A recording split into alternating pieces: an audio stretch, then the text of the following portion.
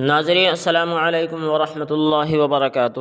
آج ہم بیان کرنے والے ہیں 3 شخص کا مصیبت کے وقت کام آنے والی باتیں۔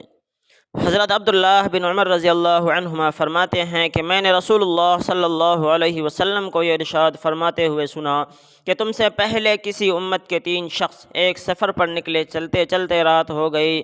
رات گزارنے کے لیے وہ ایک غار میں داخل ہوئے۔ اسی دوران پہاڑ سے ایک چٹان گری جس نے غار کے منہ کو بند کر دیا۔ یہ دیکھ کر انہوں نے کہا کہ اس چٹان سے نجات کی یہی صورت ہے کہ سب اپنے اعمال صالحہ کے ذریعے، نیک اعمال کے ذریعے اللہ تبارک و تعالی سے دعا کریں۔ چنانچہ انہوں نے اپنے اپنے عمل کے واسطے سے دعائیں کی۔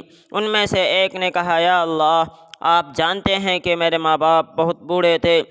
میں اہل و عیال اور غلاموں کو ان سے پہلے دودھ پلانا پسند نہیں کرتا تھا۔ میں پہلے ماں باپ کو دودھ پلاتا تھا۔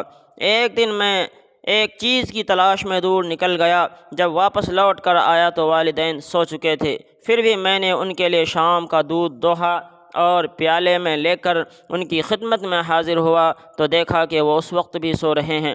میں نے ان کو جگانا پسند نہیں کیا اور ان سے پہلے اپنے اہل و عیال غلاموں کو دودھ پلانا بھی گوارا نہ کیا۔ میں دودھ کا پیالہ ہاتھ میں لے کر ان کے سرہانے کھڑا رہا، جاگنے کا انتظار کرتا رہا، یہاں تک کہ صبح ہو گئی اور بیدار ہوئے تو میں نے انہیں دودھ دیا۔ اس وقت انہوں نے اپنے شام کے حصے کا دودھ پیا۔ یا اللہ، اگر میں نے یہ کام صرف آپ کی خوشنودی کے لیے کیا تھا تو ہم اس چٹان کی وجہ سے جس مصیبت میں پھنس گئے ہیں اس سے ہمیں نجات عطا فرمائے۔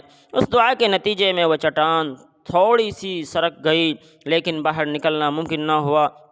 رسول اللہ صلی اللہ علیہ وسلم ارشاد فرماتے ہیں کہ دوسرے شخص نے دعا کی، یا اللہ، میری ایک چچا زاد بہن تھی جو مجھ سے بہت زیادہ محبوب تھی، جس کو میں بہت محبت کرتا تھا۔ ایک مرتبہ اس سے اپنی نفسانی خواہش پوری کرنے کا ارادہ کیا لیکن وہ آمادہ نہ ہوئی، یہاں تک کہ ایک وقت آیا کہ قحط سالی نے اسے میرے پاس آنے پر مجبور کر دیا۔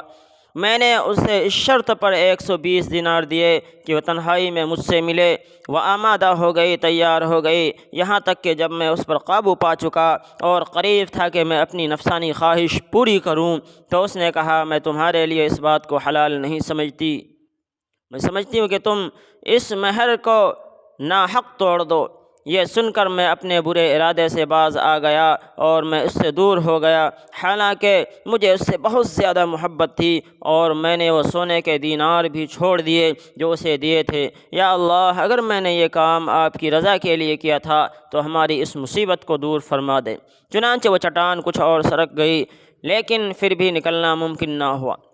تیسرے نے دعا کی، یا اللہ، کچھ مزدور کو میں نے مزدوری پر رکھا تھا، سب کو میں نے مزدوری دے دی، صرف ایک مزدور اپنی مزدوری لیے بغیر چلا گیا تھا۔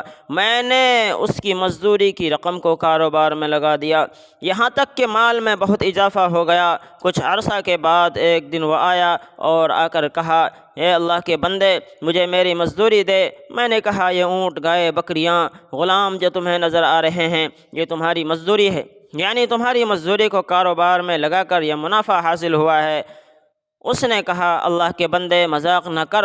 میں نے کہا، مذاق نہیں کر رہا، حقیقت بیان کر رہا ہوں۔ چنانچہ میری وضاحت کے بعد وہ سارا مال لے گیا، کچھ نہ چھوڑا۔ یا اللہ، اگر میں نے یہ کام صرف آپ کی رضا کی خاطر کیا تھا تو یہ مصیبت جس میں ہم پھنسے ہوئے ہیں دور فرما دیں۔ چنانچہ وہ چٹان بالکل سرک گئی اور غار کا منہ کھل گیا اور وہ سب کے سب باہر نکل آ گئے۔ میرے محترم بزرگوں اور دوستوں، ہمارے یہاں یہ نیکی کے صلے، نیکی کے بدلے، آج ہم کوئی نیکی کرتے ہیں تو فوراً اس کا بدلہ چاہتے ہیں۔ میرے محترم بزرگوں اور دوستوں، ہر ایک نیکی کام میں آنے والی ہیں۔ آپ کے کچھ نیکیاں جس سے آنے والی مصیبتوں کو ٹال دیتی ہیں، کوئی مصیبت آنے والی ہوتی ہے وہ ہماری نیکیوں کی وجہ سے ٹل جاتی ہیں۔